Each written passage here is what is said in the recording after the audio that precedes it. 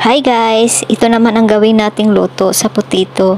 Napakasarap nito pang merienda. Subukan mo rin ito magluto. Napakadali lang ng mga recipe. Sa 3 piraso na patatas, malaki ito guys. Pinalatan ko at nislice ko na ito cubes.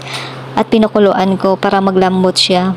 At pagkatapos pag malambot na, i-smash natin. At pagkatapos i-smash ay naglagay ako ng 1 kutsara ng margarine at hinalo-halo ko lang. At pagkatapos naglagay ako ng 3 kutsara ng powder milk at 1/2 na brown sugar at halo-haluin para mag-mix ang mga mixture. At naglagay din ako ng 1/2 cup na all-purpose flour at pagkatapos paghalo-haluin. At kapag wala ka nang makita na flour, ay okay na at set aside muna natin. At sa isang bowl, nag-prepare ako ng 1 itlog at nag-prepare din ako ng breadcrumbs. At gamit ang 1 kutsara, maglagay tayo sa ating malinis na kamay at i-flat natin kasi maglagay tayo ng cheese.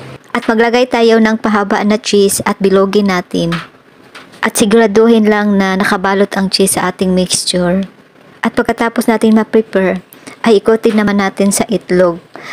At pagkatapos, ikotin naman natin sa breadcrumbs. Siguraduhin na nakabalot ng breadcrumbs ang ating mixture.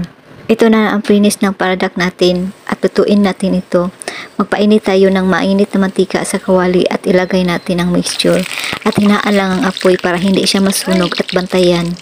At madali lang itong maluto. Subukan mo rin magluto nito pang merienda, pang healthy rin ito at pang diet.